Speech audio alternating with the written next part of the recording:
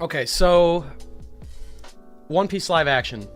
I watched the first 6 episodes.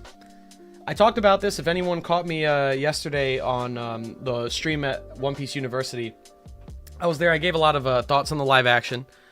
But what I will say before we get into it, I will be talking about the show and things that happen in the show up to episode 6. So if you haven't seen up to episode 6 yet and you don't want to get spoiled on that, I don't mind if you hop out the stream, no worries, or whatever. But I am going to talk about that stuff, so just a heads up. All right. One Piece live action. The fucking Mad Lads did it. The Mad Lads did it. I cannot believe that it actually is better than I expected. And I know that a lot of people have been like really riding the show and hyping it up, and I don't want to be one of those guys that just blindly say it's the best thing ever made. I'm not saying that. I have my issues with it. But I went in with pretty low expectations, I'm going to be perfectly honest. I thought, yeah, this production has people involved that care about the source material, and they're going to do their best to make it good.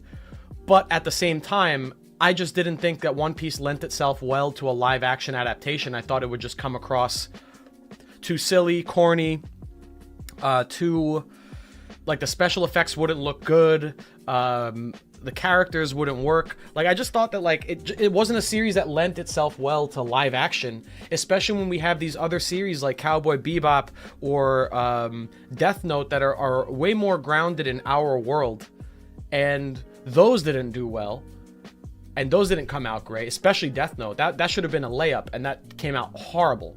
So for me, it's like the most grounded shows didn't succeed. So the one that's like the least grounded in reality, how the hell is that one gonna do well? That's the way I went in. I was like, man, I'm ready for it to be not great. But they did it. They did it. It came out good. It came out genuinely good, man. The fan service is incredible, but it's also so subtle and not in your face that if you weren't a fan of One Piece, you wouldn't even know it's happening, which I like. I like that the fan service is not as overt as, you know, I see some people complaining about I think the fan service is really subtle, actually. And yeah, it's there for the fans, and if you're not a fan already, you won't notice it, and it won't hit you in the face. It won't be like, who the hell is this guy? Who's this guy? Why should I care about this guy? The show doesn't try and make it like, obviously you're going to enjoy the One Piece live action more if you're already a fan of One Piece, but it doesn't make it a necessity that you have to know all the references to enjoy the show. So with that being said, like, it succeeded in its mission. I think it's a good show that people even that aren't One Piece fans can enjoy. It's great for the fans. The characters, man, they wrote them. I was worried that it was gonna have like Marvel tier cringy jokes and quips and one-liners, and the humor is good. Like, the humor made me, I laughed out loud multiple times watching the first 6 episodes. Like more than I can count on my hands, probably.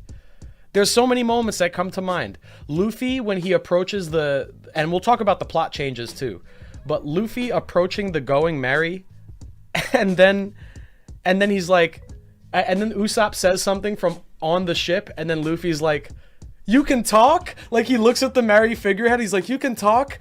That shit was like so Luffy. It's such a Luffy thing to say, and it was perfect, man. It was like genuinely a funny joke. There were some other things, like Luffy not understanding sarcasm is a recurring joke in the live action, and I think that's also great. It's perfect. Like, there was like a whole thing where Nami explains that they need to steal a ship. There's no way anyone's gonna give him a ship for free. And then Luffy's like, you know, why not? He's like, I can convince someone to give them a ship for free. I'm gonna be the future king of the pirates. And then Nami's like, yeah, sure. Why don't you go try that? Why don't you go walk up to someone and nicely ask them for a ship if they can give you one for free? I'm sure that'll work. And then Luffy just looks at her and is like, yeah, exactly. Like, that shit is perfect, man. I love, yeah, the writing's on point in terms of like characters. Like, the characters, I feel like, capture who they're supposed to be decently well, and the little personality changes and quirks that are new to the show, which I'll talk about, I think are also not bad additions. They're different, but they're not bad. And I don't think they're better either. For example, Zoro in the live action. I think his personality is a little bit different from the manga. In the manga, I always felt like Zoro in the manga was more of a musclehead. He's kind of like a musclehead asshole. Like he's not an edgy, brooding, soft-spoken guy in the manga. Zoro he's pretty loud and you know, in your face when he wants to be. And he's also like a macho dude. Like he's big and macho. He has a strong presence, a strong voice. He'll talk some shit. You know, that's the way I've always taken Zoro. In the live action, they changed him up a little bit. He still does the shit talk. He still has the macho personality, but he's kind of like a quiet, soft-spoken killer in the live action. Like he's a lot more of like a brooding, soft-spoken assassin. Like that's the way I would describe him. And I think I'm fine with that because in the first couple episodes, I was like, oh man, the edge on Zoro is a little too much for me. But then there were some jokes that really like were self-aware and they played into Zoro's personality in the show, and it was funny. Like Zoro being such a dastardly like edgy fuck, and then there's the scene where they're talking about Usopp and Kaya and whether or not Kaya has feelings for Usopp and vice versa, and then Usopp gets up and he's like, he walks up to Zoro of all people in the room. He's like, you don't think she likes me, do you? And then just Zoro gives him this stare like, are you fucking seriously asking me this question? He's like, I'm not the guy to ask. Like that shit was so funny to me. I love yeah, and just to speak generally, I love the crew dynamic. I think all of them interacting together in the show feels so good. I was worried they would feel like forced or inorganic. The dynamic feels great, man. The way the crew members talk to each other, quip with each other, interact with each other, work together, it feels like the Straw Hats. I really feel like I'm watching the Straw Hats on the big screen. It's crazy that they managed to make all of them feel like a crew. A big scene that sticks out to me is when Usopp shows the Jolly Roger that he drew, and it's his Jolly Roger, it's not the Straw Hat Jolly Roger, and he does that little laugh. He's like, aha!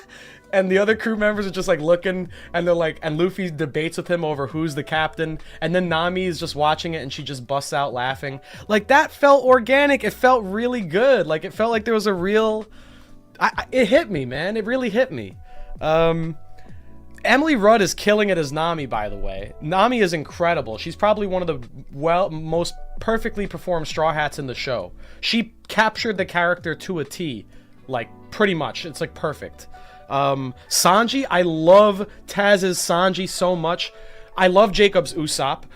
I was saying this on Twitter. I think the Usopp in the live action, at least East Blue Usopp in the live action, I like more than manga East Blue Usopp. Because in the manga, East Blue Usopp, we didn't have enough time to fall in love with him yet. He didn't have as much development. He was kind of just like a dude that lied a lot, and you know, if his like brand of humor where he just like lies about something and it's like a funny little fib, if that wasn't your style, he kind of comes off as annoying in the manga, like pre-Grand Line. And the Grand Line is where Usopp really shines as a character, especially Alabasta and Little Garden.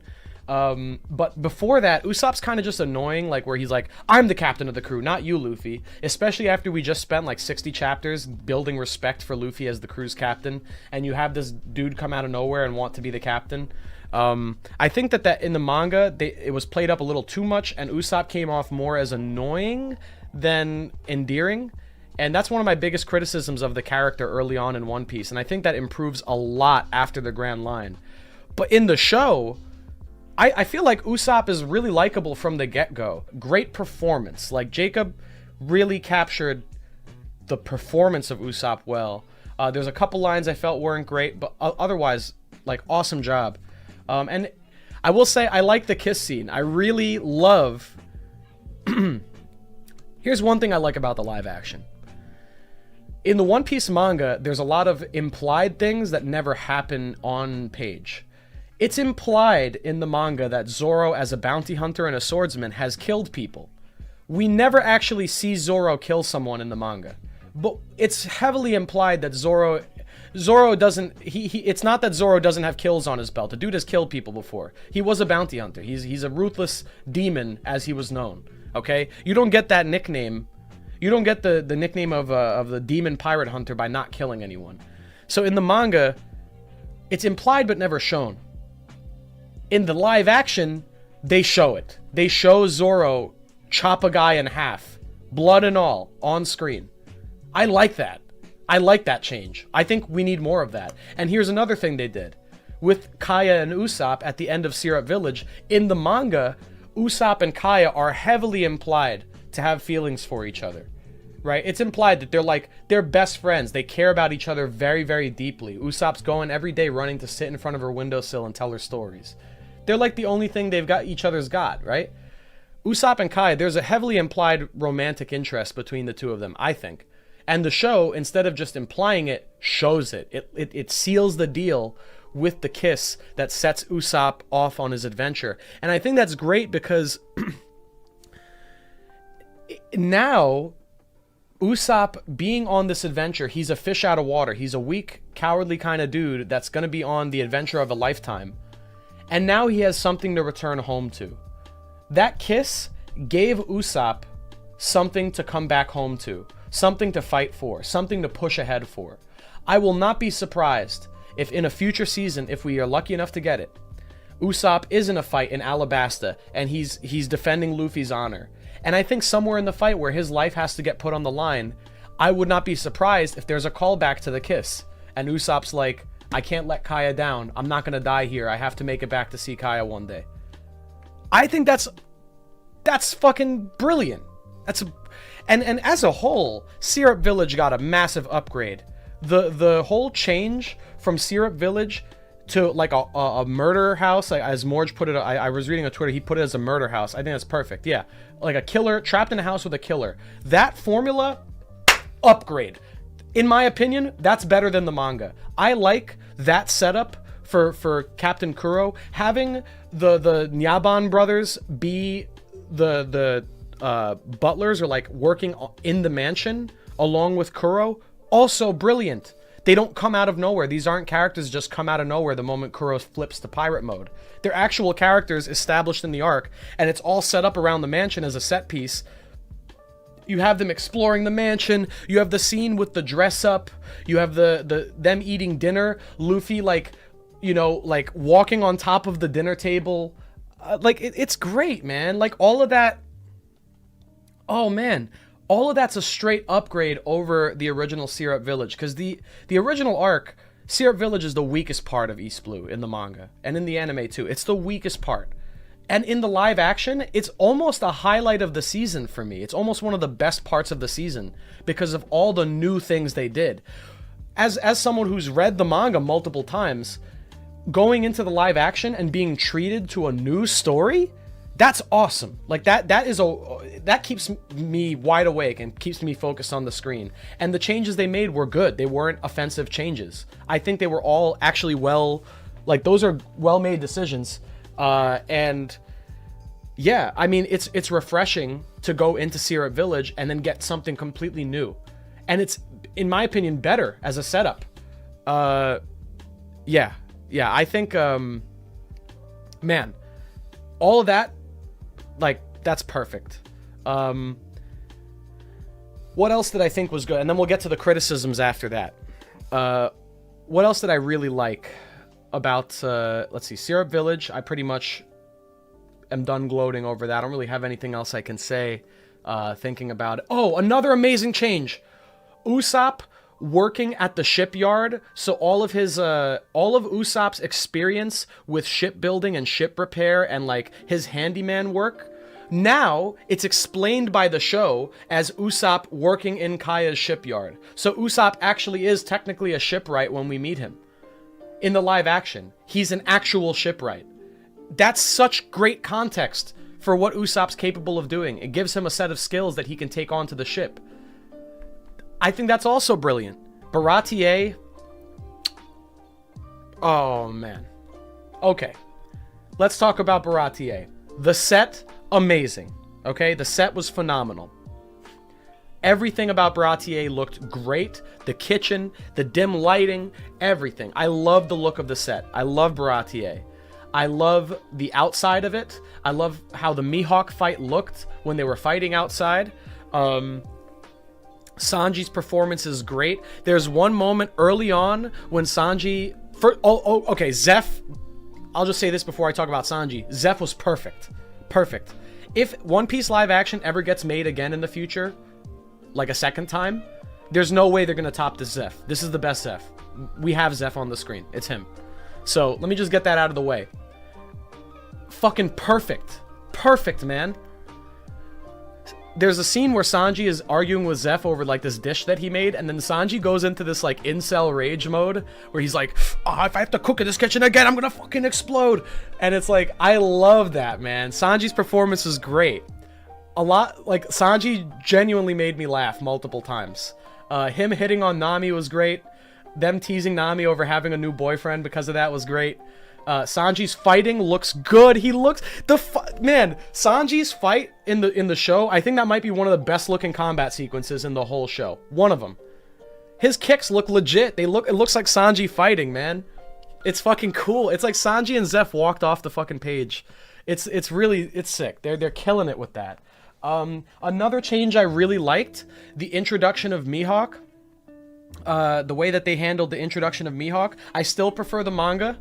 I think it's better.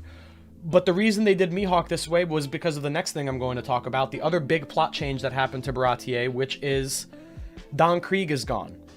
Don Krieg is not part of the Baratier arc in the One Piece live action. He gets killed by Mihawk.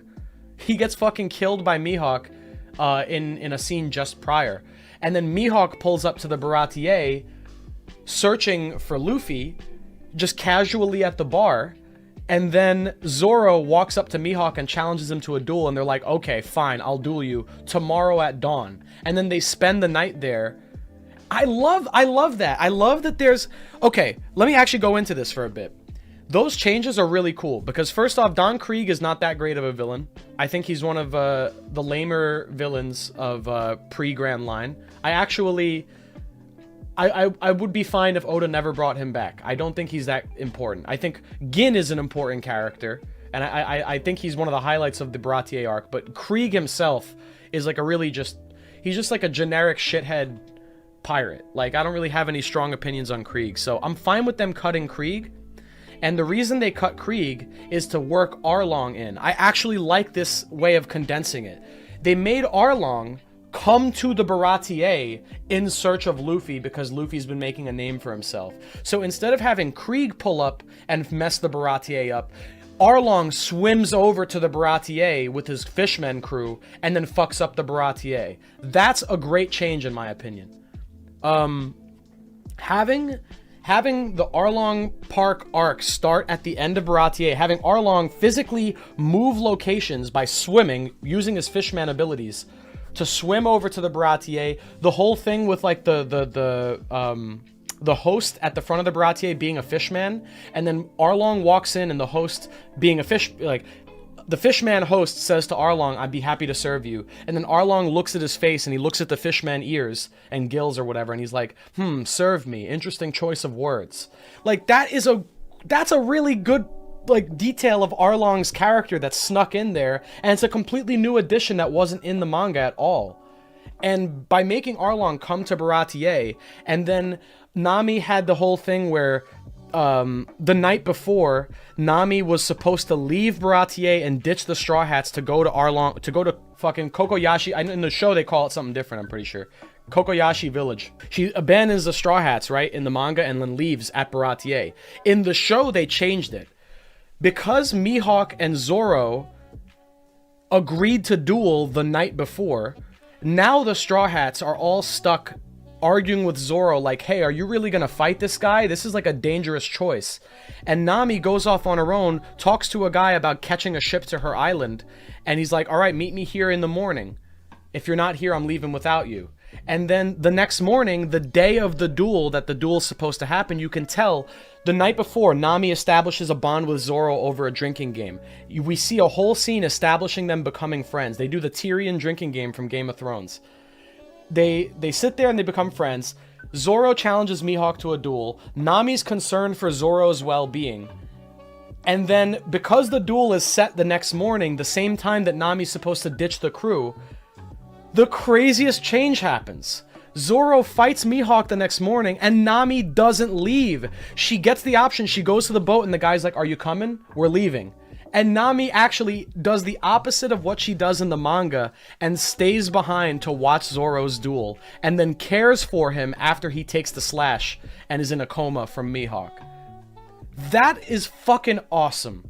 And, having Arlong then later on, not at the same time as Mihawk, but later on in the day, pull up to the Baratier, and then Nami betrays Luffy there and leaves with Arlong at Baratier, thus setting the Straw Hats off on a course to save Nami.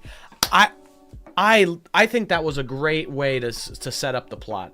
That was like that sequence of events, in my opinion, is so concise and perfect, gets across the message. Nami sitting next to a comatose Zoro and reading him the story of Mont Blanc Noland as like a bedtime, like, or not bedtime story, but like to comfort him and like try and get him to wake him up and be there as a friend. And she sits there next to him, alone in the room, reading the Mont Blanc Noland story. Wow. Wow, man. I love all of those changes so much. I think they're just like perfect. I know we just talked about Syrup Village, but after Syrup Village ended and they got the Going Merry, and then when We Are, the orchestral arrangement of We Are started playing, I teared up. I'm gonna be honest, I teared up. Like, I was not ready because the soundtrack of the show had nothing from the original OST in it. There was no original tracks from the anime that made an appearance in the live action. So I thought, and they even have a new theme for the show. There's a whole new theme. I like the new theme, by the way. I like the theme song. But they brought back We Are, and there's a whole orchestral arrangement of We Are that kicks in the moment they get the Going Merry, and it's fucking awesome. It hit me super hard right after the kiss scene too. That was moving, man. That was really moving. Another thing about the soundtrack, I don't know if you guys have noticed this. I challenge you to pay attention to this next time, but the soundtrack is really cool. They have themes for every character pretty much. There are motifs and musical themes that play whenever certain characters are in focus on a scene. Luffy has a theme song, which is the theme of the show. The main theme that plays in the opening, I'm pretty sure, is Luffy's theme. Zoro has his own theme song. Nami has her own theme song. Usopp has his own theme song in the soundtrack. So does Sanji. And the perfect scene that exemplifies this is the scene that right after Usopp joins, I'm pretty sure, right after Usopp joins and they're all getting settled in on the Going Merry, and you see each member of the Straw Hats in their own bedroom or whatever, doing their own thing on the ship. As it cuts to each Straw Hat, the score changes to their theme, respectively. So you have the Luffy main theme, and it cuts to Zoro in his bedroom, and then it has, like, it changes, the song changes into Zoro's dramatic samurai theme. And it changed, like, that's so, oh, man. Kino. Unadulterated, pure, unfiltered Kino. Arlong's theme, yeah, Arlong's theme is crazy. Buggy, man. Buggy is great. Okay, another amazing change. Having Buggy destroy Orange Town and then proceed to take the entire town a hostage as an audience for his circus show.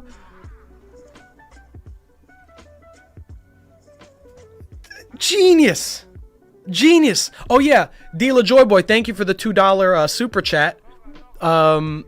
Bink Sake was played in one of Luffy's flashbacks. I heard Bink Sake in the background too. Awesome. Killing Mary was a crazy change, and I think it works. I think it's fine. Doesn't really change much about the story. I'm cool with the show having higher stakes and having more characters die on screen. They want to make it appealing to a general audience, and it's, you know, a shonen manga is a shonen manga. That's gonna go to kids. Kids are gonna watch that. But One Piece, I feel like they're anticipating everyone watching it. They want to make it a worldwide thing. So having the violence toned up just a little bit for television purposes, that works. And I think it's going to pull more people in and keep them interested. Keep the stakes high. Keep the drama and tension high when it needs to be. That's cool. I'm fine with that death. Oh, one thing I didn't cover. Kobe and Garp. Kobe, Helmeppo, and Garp plotline, insane. I did not expect that. I was not ready to get this much Kobe, this much Garp. I got legitimate chills when Usopp is running through Syrup Village and he's shouting to all the houses, pirates are coming, and then no one believes him, and Usopp falls to his knees in the center of the square. And he's crying, and he's like, why won't anyone believe me? Pirates are here, why won't anyone believe me? And then the camera slowly turns, and then you see Kobe leaning over him, like right in his face, and he's like, I believe you. Cut to credits. Oh my. Oh man. Oh man. That, like, I was not ready. I was not ready for that. I love what they're doing with Kobe. Is amazing in the show. I love what they're doing with Kobe. Helmeppo's actor is doing a bang up job. I love how humorous Helmeppo is. Early on, when Helmeppo's like shit talking Zoro in the bar, and you see Helmeppo laughing, it cuts him. His mouth is just wide fucking open. He's a giant like Rolling Stones mouth. Like I fucking that shit's so funny to me. I love Helmeppo's performance. I love everyone's performance. My hope is that the next season is going to be an improvement. I want it to be an improvement. And like Oda said, he said this was great, but we can do even better. Like, I want to see how good it can get. And I agree. I love the first season. I still got to finish it out. I don't know. Maybe I might feel differently when I get to the end. But everything I've seen so far was awesome. The title screens, each title card being a different Straw Hat Jolly Roger or a different Jolly Roger. One was Buggy's. Having the different title card for each episode is so sick. The soundtrack, everything we went over today. Like, there's so many good things in this show. The characters kill it. Like, but yeah, guys, I'm pretty sure that's all I have to say for now. I do want to make a video about the One Piece live action when I finish with it and can really collect my thoughts. I'm not sure how Netflix is about showing clips from the show. Like, if I can actually clip the show and show it without getting hit with copyright. I'd like to, but we'll see. But I do want to... Once I finish up, I kind of want to organize my thoughts and maybe make an extended video talking about all that.